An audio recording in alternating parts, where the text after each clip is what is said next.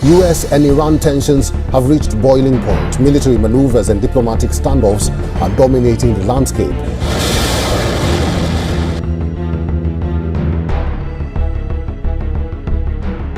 ከባዱን ጉድ ያፈላችው ኢራን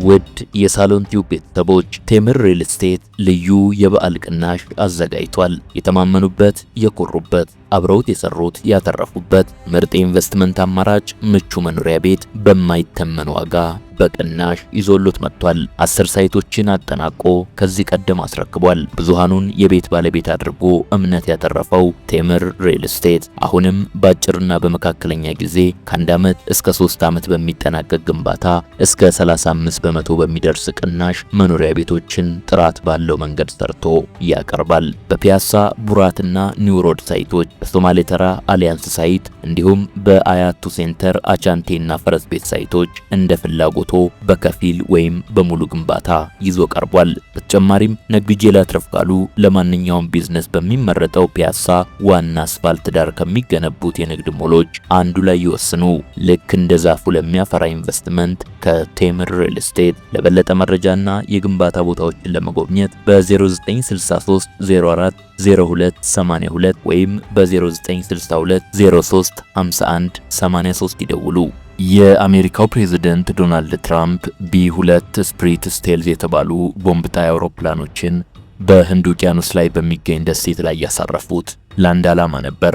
ይኸውም ኢራንን ለመደብደብ ወይም እስከ ወዲያኛው የኢራን መንግስትን ለማስወገድ እያደረጉ ያሉትን ዝግጅት በይፋ ለማሳየት። የኢራን መንግስትም አቋሙን በግላጭ እያሳየ ነው። ይህን ዝግጅት እጄን አጣጥፌ ቁጭ ብያ ላይም ብሏል። እንዲያውም ሳይቀድሙኝ እቀድማቸዋለሁ ይመስላል ነገሩ። በመካከለኛው ህንድ ውቅያኖስ የሚገኘውና ዲያጎ ጋርሻ የሚባለውን የአሜሪካ ወታደራዊ ቤዝ እደበድባለሁ፣ እንዲያውም ከምድረ ገጽ ካርታውን ጭምር አጠፋዋለሁ ሆኗል የኢራናውያኑ ምላሽ። አሁን ጥያቄ የሆነው ኢራን ይህን የማድረግ አቅሙ አላት ወይንስ የላትም ሳይሆን ስለምን ወደዚህ ውዝግብ ውስጥ ተገባ የሚል ሆኗል። የዶናልድ ትራምፕ የንቀት ደብዳቤ ለዚህ እንደ ምክንያትነት እየተጠቀሰ ነው። በዚያ ደብዳቤ ትራምፕ ኢራን ከምታበለጽገው ኒውክሌር ፕሮግራም ጋር በተገናኘ በቀጥታ ወደ ድርድር እንድትመጪ የሚል ቀጭን ትዕዛዝ አስተላልፈዋል። ለዓመታት ኢራን በአካባቢው ላይ የኃይል ሚዛኑን የሚያስጠብቅ ኒውክሌር ስታብላላ ቆይታለች። ይህም በማድረጓም በቀጠናው ላይ ባለው ጂኦፖለቲካ ዋነኛ ተደማጭ እያደረጋት ይገኛል። በእርግጥ የኒውክሌር ባለቤት መሆን ላይ እንዳልደረሰች ቢገመትም ከጫፍ እንደደረሰች ግን የብዙዎች ግምት ነው። የኒውክሌር መሳሪያን ለመታጠቅ ከሚያስፈልገው የተብላላ ዩራኒየም ውስጥ ኢራን 90 በመቶውን አሳክተዋለች። በመሆኑም ከዓለም አቀፉ የኒውክሌር ተቆጣጣሪ ድርጅት ጋር ተጨማሪ ንግግር ሳያስፈልጋት ወደ ትግበራው ብቻ መግባት ነው የሚቀራት። ይሄ ደግሞ ለአሜሪካው ፕሬዝዳንት ሰላም የሚሰጣቸው ጉዳይ ሊሆን አልቻለም። በእርግጥ አንዳንዶች እንደሚሉት ይህን ችግር ትራምፕ ራሳቸው የፈጠሩት ነው የሚሆነው። በመጀመሪያው የስልጣን ዘመናቸው ከዓለም አቀፉ የኒውክሌር ተቆጣጣሪ ተቋም አሜሪካን ያስወጡት ዶናልድ ትራምፕ ኢራንን በኢኮኖሚ ማሽመድመድ እቅድን ተከትለው ነበር።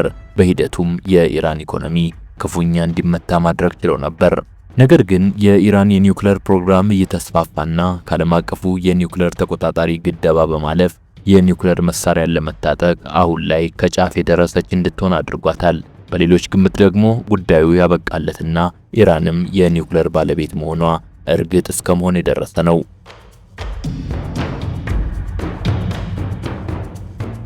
በዛሬው የሳሎን ቲዩብ ጥንቅራችን ኢራንና አሜሪካ ምን አካረራቸው? ኢራን ወስደዋለሁ ባለችው እርምጃስ ምን ጉዳት ማድረስ ትችላለች? የአሜሪካ የአጸፋ እርምጃስ ምን ድረስ ሊሄድ ይችላል? የሚለውንና ተያያዥ ጉዳዮችን ለመዳሰስ የምንሞክርበት ይሆናል። አዘጋጁ ያዕቆብ ይስሐቅ ነው። አብራችሁን ቆዩ።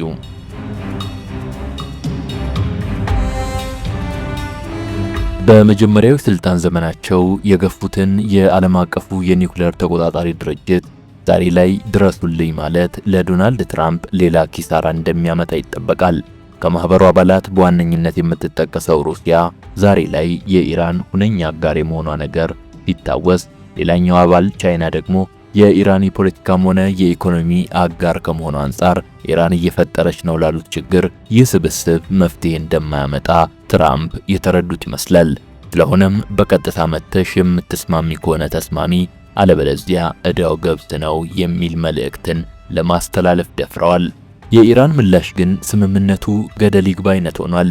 ከአሜሪካ መንግስት ጋር በቀጥታ ማድረገው ምንም አይነት ድርድር አይኖርም ስትልም አበክራ ተናግራለች። ድርድር ከተባለም በኦማን አሸማጋይነት የሚደረግ ቀጥተኛ ያልሆነ ድርድር ነው ማድረገው የሚል ቀጥተኛ ምላሽን ሰጥታለች።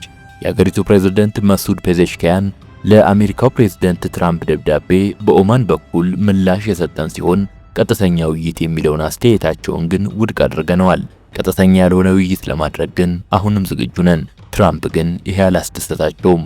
እሳቸው የፈለጉት በዩክሬንና በሩሲያ ድርድር ላይ ዩክሬን ላይ ያደረጉትን በእኛም ላይ ለመድገም ነው። ስለሆነም ቀጥተኛ ያልሆነው ድርድር እሳቸው የሚፈልጉትን እንደማያስገኝላቸው ያውቃሉ በማለት የሀገራቸው ኢራን አቋምን በግልጽ ቋንቋ ለአሜሪካ አስታውቀዋል። የኢራኑ ፕሬዝዳንት እንዳሉትም በዚህ ያልተደሰቱት ዶናልድ ትራምፕ በዲያጎ ጋርሲያ የሚገኘውን ወታደራዊ ቤዝ እንደ አማራጭ በማቅረብ ላይ ናቸው። በማርች 29 ለኤንቢሲ እንደተናገሩትም የማይደራደሩ ከሆነ ቦምብ ይዘንብባቸዋል፣ ካልሆነም ሌላ አማራጭ አይጠፋም ሲሉ ትራምፕ ዛቻቸውን አሰምተዋል። ስለ ሌላኛው አማራጭ ሲናገሩም ወደ ስምምነቱ አንመጣም የሚሉ ከሆነ ከ4 ዓመት በፊት እንዳደረኩት ተጨማሪ ታሪፍ የሚጣልበት እድልም አለ ብለዋል ዶናልድ ትራምፕ።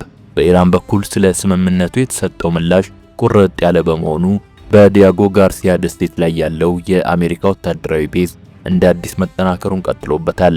እናም የአሜሪካ ቦምብ ጣይ አውሮፕላኖችም ቦታቸውን ካሁኑ እየያዙ ይገኛሉ። ለትራምፕ ዛቻ ቀደም ብላ ምላሽ የሰጠችው ኢራንም እነዚህ ቦምብ ጣይ አውሮፕላኖች የሚንደረደሩበትን የአሜሪካ ወታደራዊ ቤዝ ቀድማ ለመደብደብ ዝግጅቷን ማጠናቀቋን አሳውቃለች። ገና በዝግጅት ላይ የሚገኙት ዶናልድ ትራምፕም የኢራን ቀድሜ ሊጀምር ነው ዛቻ ሌላ ችግር ሳይፈጥርባቸው እንዳልቀረ በመነገር ላይ ነው። በአቋሟ እንደጸናች የምትናገረው ኢራን የምትጨነቀው ለአሜሪካ ብቻ አይደለም፣ እዚያ ወታደራዊ ቤዝ ላይ የሚገኝ ማንኛውም ከአሜሪካ ጋር አብሮ የተሰለፈ ኃይል የብሪቲሽም ሆነ የቱርክ የጥቃቴ አካል ቢሆን ጉዳይ አይደለም ብላለች።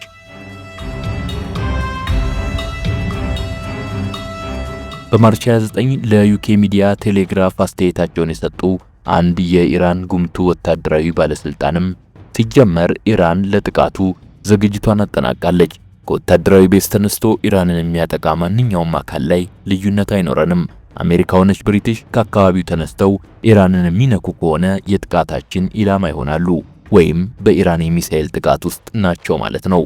ጊዜው ሲደርስ የአሜሪካም ሆነ የብሪቲሽ አሊያም የቱርክ ወታደር መሆኑ ልዩነት አያመጣም።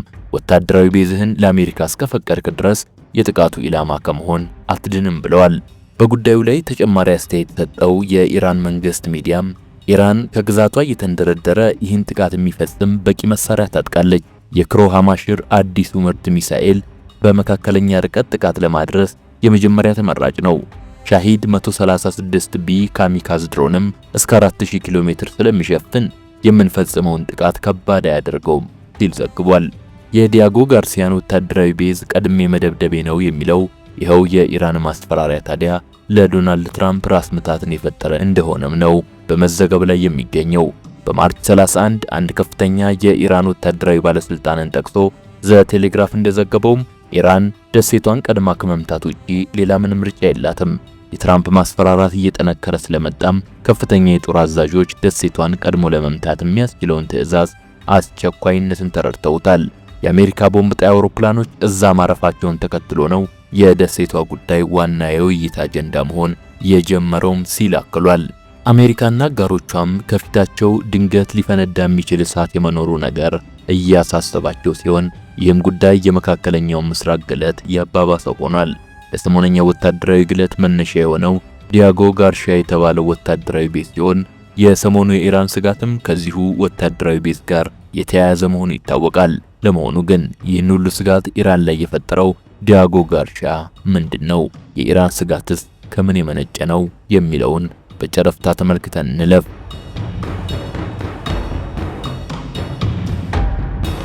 ቻጎስ አርቺፒላንጎን ከመሰረቱት ደሴቶች ዲያጎ ጋርሲያ በጣም ትልቁ ነው።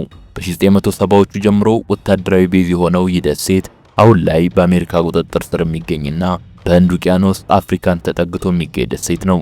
የመሬት ስሪቱ የእንግሊዝ ቢሆንም ከዚያን ጊዜ ጀምሮ በጋራ የሚያስተዳድሩት ይህ ደሴት በመካከለኛው ምስራቅ ለሚደረግ የጦር ወረራ ወታደራዊ ቤዝ ሆኖም በማገልገል ላይ የሚገኝ ነው።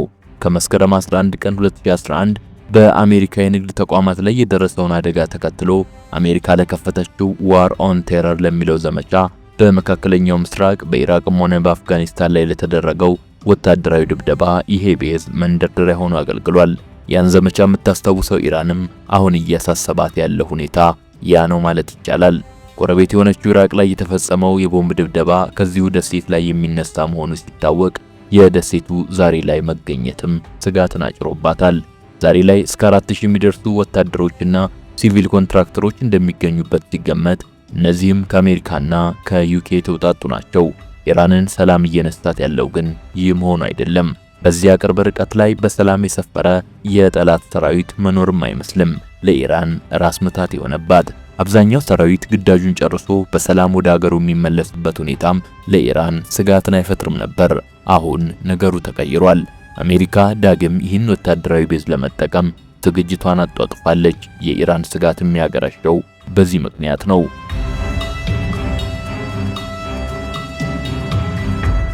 ቢቱ ስፕሪት የተባሉ ቦምብ አዝናቢ አውሮፕላኖች ወደ ደሴቷ መክተት ጀምረዋል። የመጀመሪያው ሪፖርት ከዋርዞን እንደተሰማው በማርች 25 አውሮፕላኖቹ ወደ ቦታው ደርሰዋል። ከተለያየ ቦታ የተደመጡት የሬዲዮ ትራፊክ ሞገዶች እንዳረጋገጡትም ቢያንስ 3 ቢቱ የተባሉ ቦምብ ጣዮች ወደ ዲያጎ ጋርሲያ እንደከተሙ ነው። ይሄ ደግሞ የትራምፕን የስምምነት ዛቻ ተከትሎ የተፈጠረ መሆኑ ይበልጥ አሳማኝ ያደርገዋል። ይህ ብቻ ግን አይደለም። የአሜሪካ ዝግጅት ቢያንስ 3 C-17 የተባሉ ካርጎ አውሮፕላኖች ወደ ቦታው ደርሰዋል። 10 የአየር ላይ የነዳጅ ታንከሮችም ከደሴቱ ተቀላቅለዋል። እነዚህ ታንከሮች ደግሞ በጣም ወሳኝ የሚያደርጋቸው አውሮፕላኖቹ ውጊያ ላይ ሆነው ነዳጅ መሙላት ማስቻላቸው ነው። በዚህም ቢቱ አውሮፕላኖች የትኛውንም ቦታ ላይ ጥቃት ሰንዝረው ወደ ቤዛቸው ለመመለስ ያስችላቸዋል። በዚህ ሂሳብ የኢራን ጉዳይም ቀላል ሆነ ማለት ነው። በማርች 26 የዩናይትድ ኪንግደም የመከላከያ ጋዜጣ እንዳሳወቀው በአሁኑ ሰዓት ከ3ቱ ቢቱ ቦምብ ጣይ አውሮፕላኖች በተጨማሪ ሌሎች 7 ወደ ዲያጎ ጋርሺያ መድረሳቸውን ሲገልጽ በብሪቲሽ በተያዘው ወታደራዊ ቤዝ ላይ እየገዘፈ የመጣ ኃይል መኖሩንም እወቁት ብሏል። ይህም ለሌላ ሰፊ ወታደራዊ ጥቃት ዝግጅት መኖሩን የሚያሳይ ሲሆን ኢላማዎቹም የየመኑ ሀውቲ ወይም በርካታ ተንታኞች እንደሚሉት የኢራን ወታደራዊ ተቋማት ሊሆኑ ይችላሉ። በዲያጎ ጋርሺያ ያለውን የአየር ኃይል ወቅታዊ ሁኔታ ግልጽ ያደረገው ጆርናሉ ኬሲ 135 የተባሉ የአየር ላይ ነዳጅ አቀባዮች በፊት ከነበሩበት ጉአማ፣ አዋይና ካሊፎርኒያ ተንቀሳቅሰው የዲያጎ ጋርሺያ ወታደራዊ ቤዝን ተቀላቅለዋል። ይህም ይመስላል ኢራንን ያሰጋትና መብረቃዊ የተባለ ጥቃት እንድትሰነዝር ያሳሰባት። ከአሜሪካ የአየር ኃይል ንብረቶች እጅግ ውዱ ቢቱ የተባለው ሲሆን ኮንቬንሽናልና ኒውክሌር ቦምብን የመጣል ኃይል አለው። በ1999 የኔቶ ኃይል ዩጎዝላቪያ ላይ ባደረገው ዘመቻ የሰርቢያን ኢላማዎች በመደብደብ ነው ጥቅም ላይ የዋለው። ወደ 21 የሚጠጉ እነዚህን አውሮፕላኖች አሜሪካ ያመረተች ቢሆንም ዛሬ ላይ ግን 19 ብቻ ሊኖሩ እንደሚችሉ ነው የሚገመተው። ከነዚህ ውስጥም 7ቱን ወደ ደሴቷ ማስመጣቱ የአሜሪካ ኃይል በቅርቡ ያደረገው ዝግጅት ጠንካራ መሆኑን አስታውቋል። የእነዚህ መሳሪያዎች 1/3ኛ ወደ ደሴቷ መምጣታቸውም አሜሪካ ለኢራን ምን ያህል እየተዘጋጀች እንደሆነ ማሳያ ሆኗል። አውሮፕላኑ ራሱ 172 ጫማ የክንፍ ስፋት፣ 69 ጫማ ቁመትና 17 ጫማ ርዝመት አለው። በአራት ጀነራል ኤሌክትሪክ አቪዬሽን F118 GE100 ቴርቦፋን ሞተሮች የሚነዳ ሲሆን እያንዳንዱ ሞተር 17300 ፓውንድ የግፊት ኃይል እንዲመነጭ ያደርጋል። ይህ B2 በከፍተኛ ንዑስ የድምፅ ፍጥነት በ6900 ማይል ክልል ውስጥ እንዲጓዝ ያስችላቸዋል። አሜሪካ በዲያጎ ጋርሺያ ላይ ባከማቸችው የአየር ታንከሮች ምክንያት በዚህ ርቀት ላይ የሚደረገው በረራ በሺዎች ማይል ሊጨምር ይችላል። በተጨማሪም አውሮፕላኑ 50000 ጫማ ቁመት ላይ ሊገኝ የሚችል ሲሆን ይህም ኢራን ልትቃወምበት ከምትችለው አብዛኛው የአየር ክልል ስርዓቶች ርቀት በላይ ያደርገዋል። ነገር ግን ከኢራን አንጻር ስለ ቢቱ ቦምብ ጣይ አውሮፕላኖች እጅግ አሳሳቢው ጉዳይ የሚጭነው ጭነት ሊሆን ይችላል። በተራ ጦርነት አንጻር ቢቱ ብዙ ተግባራት የሚሰራ አውሮፕላን ነው። እያንዳንዳቸው 500 ፓውንድ ወይም 227 ኪሎ ግራም ክብደት ያላቸው ቦምቦች መሸከም በመቻላቸው እስከ 80 MK62 የባህር ላይ ውድመትን ሊያስከትሉ ይችላሉ።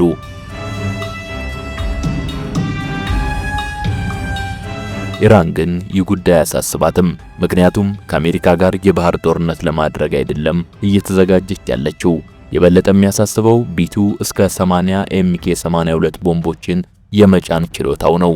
እነዚህም 500 ፓውንድ ክብደት ሲኖራቸው በየብስ ላይ ያሉ ግብአቶችን ለማውደም ያገለግላሉ። ስለሆነም በኮንቬንሽናሉ መሰረት እንኳ እነዚህ ቦምብ ጣይ አውሮፕላኖች የኢራንን የሚሳኤል አቅሞች በሙሉ ሊያወድሙ ይችላሉ ማለት ነው። ለኢራን የበለጠ የሚያስፈራው የቢቱ ኒውክሌር አቅም ነው። አውሮፕላኑ እስከ 16 ቢ61-7 ቢ61-12 ወይም ቢ83 ኒውክሌር ራሶችን ሊያወድም ይችላል። በአውሮፕላኑ ላይ እስከ 8 ቢ61-11 ቦምቦችን በማሽከርከር መከላከያ መሳሪያዎች ላይ ለመጫን ያስችላል። እነዚህ ቦምቦች 1200 ፓውንድ ወይም 544 ኪሎ ግራም ክብደትና 400 ኪሎ ቶን ማለትም ከሂሮሽማ ቦምቦች ከ30 እጥፍ በላይ የፍንዳታ ኃይል አላቸው። ይህም የኢራንን ከተሞች ለማፍረስ በቂ ነው። የኢራን የዲያጎ ጋርሻ ቀድሞ የማጥቃት እቅድ የአሜሪካ ዝግጅት ይዞ ከመጣው ስጋት የመጣ ቢሆንም እዚህ ጋር ግን የሚነሳ አንድ ጥያቄ ይኖራል። ይኸውም በእርግጥም ኢራን ደሴቷን የማጥቃት አቅሟ አላት ወይ የሚል። ጥያቄውን ከባድ የሚያደርገው ደግሞ ደሴቷ ከኢራን ብዙ ርቀት ላይ መገኘቷ ነው። ደሴቷ ከኢራን ደቡባዊ ድንበር በ2538 ማይል ርቀት ላይ ትገኛለች። ይህ ለአሜሪካ ችግር አይሆንም። ቢቱ የዚህ ርቀት እጥፍ መሄድ ሲችሉ ነዳጅ ከተሞላላቸው በ3 እጥፍ መጓዝ ይችላሉ።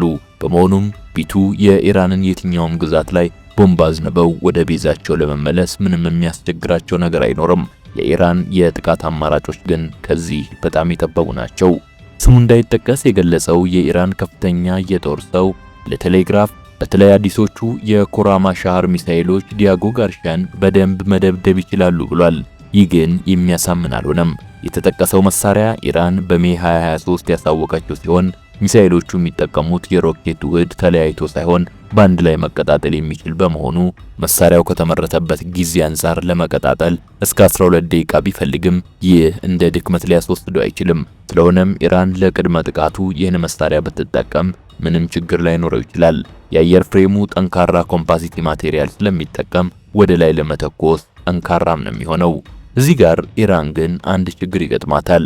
ኮራማ ሻህር 4 1242 ማይል ሬንጅ ነው ያለው። ከኢራን ተነስቶ 3306 ዲቫስቴሽን ሚሳኤሉ ወደ ዲያጎ ጋርሺያ ለመድረስ የሚሸፍነውን ቦታ በ1000 ማይል መጨመር ይኖርበታል። ይህም የሚሳኤሉ መንደርደሪያ የኢራንን ደቡባዊ ክፍል ብቻ ያደርገዋል። ከተፈለገበት ቦታ ለማስወንጨፍም የማይቻል ይሆናል። የኮራማ ሻህር 4 ሌላኛው ጉዳት ደግሞ የአሜሪካ ቦምብ ጣይ አውሮፕላኖች ወደ ኢራን ካመሩ በቀላሉ ኢላማ ውስጥ መግባት መቻላቸው ነው። በሌሎች ሚሳኤሎች ደግሞ ኢራን ብዙ አማራጭ አይኖራትም።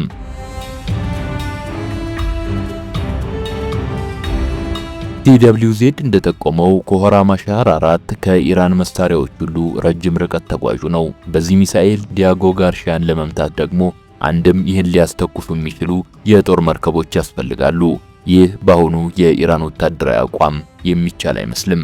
አሊያም በቅርብ ሆነው የሚተኮሱበት ሌላ ሀገር ይፈልጋል። ይህን ቦታ ለኢራን ፈቅዶ ከአሜሪካ ጋር የለየለት ጦርነት ውስጥ የሚገባ ሀገር ይኖራል ተብሎ ማሰብ ግን አይቻልም። የኢራን ወታደራዊ ባለስልጣናት ሌላም አማራጭ ሰንዝረዋል። ሻሂድ ድሮን፣ በተለይም ሻሂድ 136B ካሚካዝ ድሮን። ባለስልጣናቱ እንዳሉት 2485 ማይል ሬንጅ የሚሸፍነው ይህ ድሮን ዲያጎ ጋርሺያ የመድረስ ችግር እንደማይኖርበት ሲገልጹ፣ በተለይ ከደቡባዊ ኢራን ከተነሳ ደሴቷን በደንብ ያወድማል ባይ ናቸው። ድሮኖቹ በቀላሉ ከመርከብ ላይ መነሳት መቻላቸው ደግሞ ኢራን ወደ ህንድ ውቅያኖስ ተጠግታ ቅድመ ጥቃቱን መፈጸም የሚያስችላት ይሆናል። የኢራን ችግር ሆኖ እዚህ ጋር የሚመጣው ድሮኖቹ በጋርሺያ የሚገኙት ቢቱ አውሮፕላኖችን ለማውደም የሚያስችል በቂ ኃይል መያዛቸው ላይ ነው። ድሮኖቹ ከመጀመሪያ አመራረታቸው ተሻሽለው የመጡ ቢኖሩም በፍጥነት በኩል ግን ከመጀመሪያዎቹም የባሰ ችግር ስላለባቸው በሰዓት 115 ማይል ተጉዘው ኢላማቸውን መምታታቸው አጠያያቂ ያደርገዋል። በጀመሩት ፍጥነት ተጉዘው ከኢራን እስከ ደሴቱ ባይጓዙም እንኳ በወሰደባቸው ጊዜ ይድረሱ ሊባል ይችላል። ከቢቱ ፍጥነት ጋር ግን የሚገናኙ ባለመሆኑ ኢራን እነሱን ማንቀሳቀስ ስትጀምር አሜሪካ ቢቱን ለጸረ ጥቃት ብትልከው አንዱም ድሮን ታርጌቱ ላይ ሳይደርስ ሰማይ ላይ የሚወድም ነው የሚሆነው። የአሜሪካ አየር ኃይልም ለዚህ ሳይዘጋጅ አርፎ ካለመቀመጡ አንጻር ድሮኖቹ ለኢራን አማራጭ መሆን ላይችሉ ነው ማለት ነው። ሻሂድ 136 ቢ2 ቦምብ ጣይ ላይ ተገቢ ጉዳት የሚያደርስ ኃይል ጭነው ይነሱ ቢባልም ችግሩ የሚሆነው ይህን ጉዳት ለማድረስ ተገቢው ርቀት ላይ ሆነው አለመገኘታቸው ይሆናል። ስለዚህ ኢራን ሌላ ምን አማራጭ ይኖራታል የሚል ሌላ ጥያቄ ይነሳል። መልሱ ምናልባት አየር ኃይሏ የሚል ነው። ይህም ግን ሩቅ ነው። እንደ ግሎባል ፋየር ፓወር ዘገባ ከሆነ ኢራን ከ145 ሀገራት መካከል አሪፍ ዋጋ ያለውን መሳሪያ በመታጠቅ 20ኛው ምርጥ የአየር ኃይል ባለቤት ያደርጋታል። ካሏት 552 አውሮፕላኖች 188ቱ ተዋጊ ጀቶች፣ 21ዱ ጥቃት ፈጻሚ፣ 10ሩ ደግሞ የተለየ ተልዕኮ ተወጪ ናቸው። 6 አውሮፕላኖቿ ደግሞ እንደ አሜሪካ ሁሉ በረራ ላይ ያሉ ነዳጅ የሚሞሉ ናቸው። በዚህም ዲያጎ ጋርሲያ ቤዝ ላይ ቦምብ አዝንበው በሰላም ወደ ተነሱበት ያርፋሉ ማለት ነው። አንድ ችግር ባይኖር ጥሩ ነበር። ይኸውም የኢራን አየር ኃይል ዘመኑን የዋጀ ለመሆኑ ነው። ተዋጊ ጀቶቹን እንደ ምሳሌ እናንሳ። እጅግ የሚመኩበት ትንሽ ቁጥር ያለው ኤፍ4 ፓንቶም ነው። እነዚህ ተዋጊ ጀቶች በ1958 በአሜሪካ የተመረቱ ናቸው። አሁንም ወደ ኋላ ስንሄድ በዘመኑ ኃይለኛ የነበሩ ናቸው። ከ1959 እስከ 1962 በፍጥነታቸው 16 የዓለም ሪከርድን ሰባብረዋል። ቢሆንም ግን 70 ዓመት ያለፋቸው እነዚህ ጀቶች ልዕለ ኃያል ከሆነው የአሜሪካ አየር ኃይል አንጻር እጅግ ኋላ ቀር ነው የሚሆኑት። ኤፍ4 ዲያጎ ጋርሲያን እንዲመታ ማሰብ እጅጉን ሩቅ ነው። በረራ ላይ ነዳጅ ሲሞላ 1750 ማይል ተጓዘ ይባል ነበር። ግን ራሱን ከጥቃት የሚጠብቅ ጀት ባለመሆኑ ለአሜሪካ በቀላሉ የተጋለጠ ይሆናል። ይሄ ማለት ደግሞ ከቦታው ደርሶ ኢላማውን ከመምታቱ በፊት አየር ላይ ይጋያል ማለት ነው።